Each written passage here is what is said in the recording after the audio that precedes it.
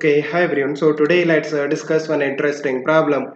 So it says an adiabatic vessel of total volume V is divided into two equal parts by a conducting separator. The separator is fixed in this position.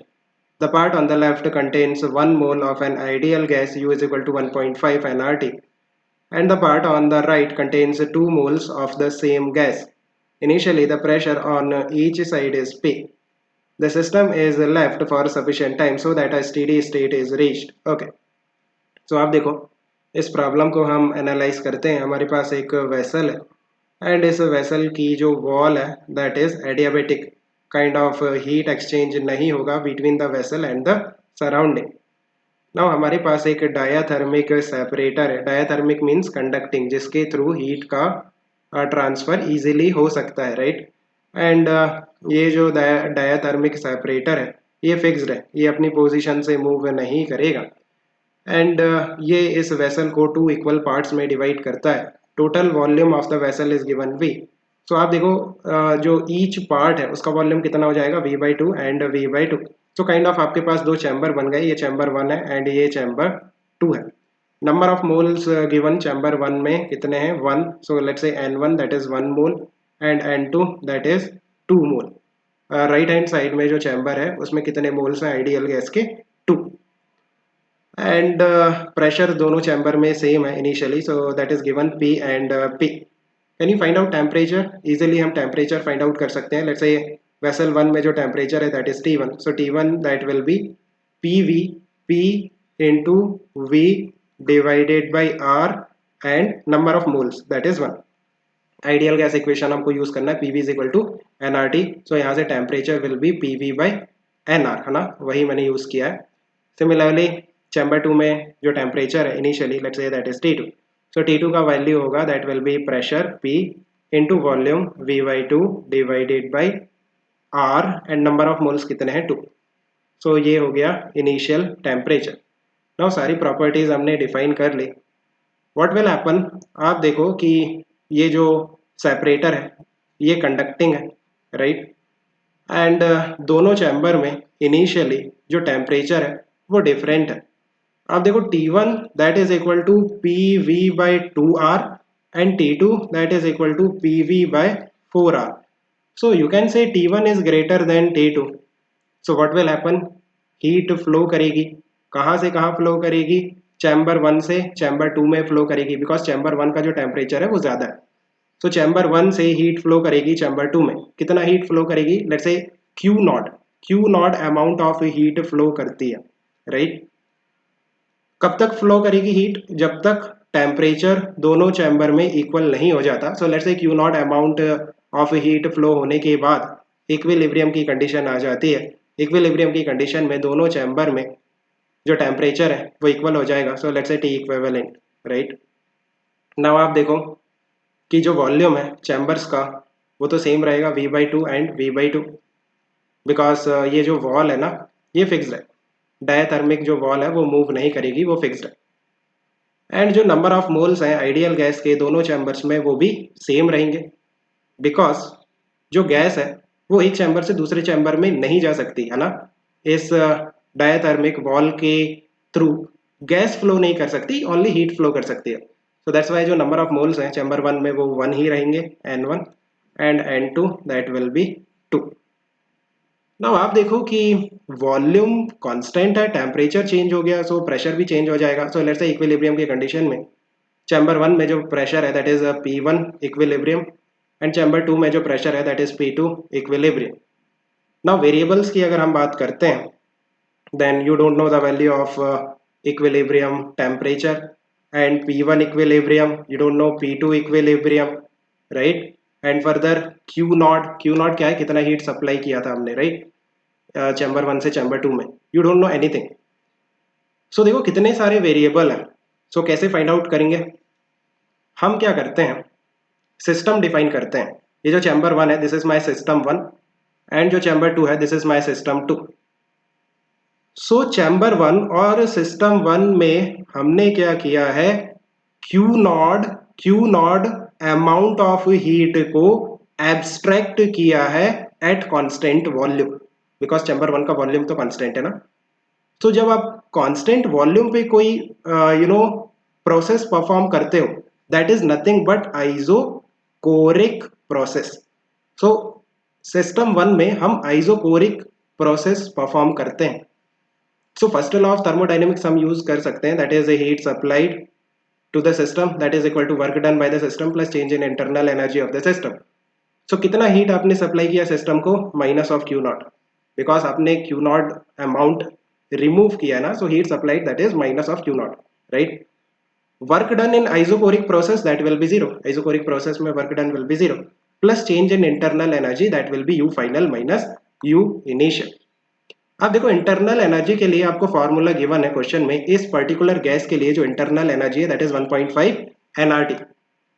So just आपको values put करनी है, minus of Q not that is equal to final internal energy chamber one में that will be 1.5, number of moles कितने हैं 1, right, like U is equal to 1.5 nRT, इसमें मैं values put कर रहा हूँ। सो 1 पॉइंट फाइनल कंडीशन में chamber one की हम बात कर रहे हैं, राइट, इक्विलिब्रियम की कंडीशन में chamber one. So 1.5 number of moles 1 है, R and final temperature of chamber one that is T equivalent, right, minus initial internal energy of chamber one. So 1.5 number of moles 1 है, R into initial temperature of chamber one that is simply T1। सो यहाँ से Q not आ जाएगा, so minus को उस तरफ ले जाते हैं, so kind of 1.5 R T one minus 1.5 R T equivalent, right, okay. Now same चीज हम कर सकते हैं for system two. System two क्या है, ये जो चैम्बर टू है this is your system two. So इसमें हम क्या करते हैं, Q naught amount of heat supply करते हैं at constant volume. Constant volume है ना, चैम्बर टू का भी जो वॉल्यूम है वो कांस्टेंट है। So that is also isochoric process जिसमें वर्क डन जीरो होता है। It means heat supply to the system that is Q not that is equal to change in internal energy that is U final minus U initial, right, first law of thermodynamics. So यहाँ पे आप देखो Q not that will be equal to final internal energy of chamber two. So same gas है, so internal energy यही होगी 1.5 nRT, right. सो यहाँ पे होगा 1.5, नंबर ऑफ मोल्स कितने हैं 2, R final temperature of chamber two that is T equivalent, दोनों chamber का जो फाइनल टेम्परेचर है वो तो सेम हो गया, minus initial internal energy of chamber two that is 1.5, number of moles कितने हैं 2, R इंटू इनिशियल टेम्परेचर कितना था T2। So this is the value of Q naught, right? Now you can easily equate। अब देखो ये equation 1 है और ये इक्वेशन 2 है। इक्वेशन 1 एंड इक्वेशन 2 से हम Q naught के वैल्यू को इक्वेट कर सकते हैं। सो मैं कहीं यहाँ पे लिखना पड़ेगा 1.5 R T one minus 1.5 R T equivalent that is equal to 1.5 two R into T equivalent 1.5 into 2 into R into T equivalent minus 1.5 into 2 into R into T2। मैंने क्या किया है, इक्वेशन 1 एंड इक्वेशन 2 से Q naught के value को equate कर दिया, right, this much you can understand. So यहाँ से R कैंसल हो जा रहा है, R तो कैंसल हो जा रहा है, 1.5 भी कैंसल हो रहा है। So what you are getting T1 minus T equivalent that is equal to 2 T equivalent minus 2 T2। So यहाँ से आप देखो 3 times of T equivalent that is equal to T1 plus twice of T2। So यहाँ से T equivalent that is equal to T1 plus twice of T2 divided by 3। So just put the values, right। T1 का value we have already calculated, T1 and T2 आपको पता है, T1 PV by 2R, T2 PV by 4R, okay। So T1 PV by 2R plus twice of PV by 4R and ये 1 by 3 है, so ये 2 से ये 2 times हो गया, so PV by R हो गया, so PV by R और ये 3। so this is the value of T equivalent, equilibrium पे जो टेम्परेचर है। so एक वेरिएबल तो आ गया। अब देखो P1 इक्विवेलेंट और P2 इक्विवेलेंट भी हम फाइंड आउट कर सकते हैं बिकॉज ये आइसोकोरिक प्रोसेस है, pressure will be directly proportional to temperature. ये हमने लास्ट वीडियो में डिस्कस किया था, सो इस बारे में अभी हम डिस्कस नहीं करेंगे। राइट, अदरवाइज ये वीडियो काफ़ी लेंदी हो जाएगा। ओके, एंड इस क्वेश्चन में पूछा भी नहीं है फाइनल इक्विलिब्रियम पे प्रेशर, बट आप फाइंड आउट कर सकते हो, मेथड आपको पता होना चाहिए, इसके लास्ट वीडियो में हमने डिस्कस किया था, राइट। ओके, सो हम पहले ऑप्शन चेक कर लेते हैं। The work done by the gas in the left part during the process 0, isochoric process है, so work done will be 0। The temperature on the two sides in the beginning already calculated, T1 and T2 का value पूछ रहा है। The final common temperature reached by the gases, T equivalent पूछ रहा है, अभी calculate किया। The heat given to the gas in the right part, कितना हीट हमने सप्लाई किया, क्यू नॉट का वैल्यू पूछ रहा है। सो देखो क्यू नॉट का value you can find out, right.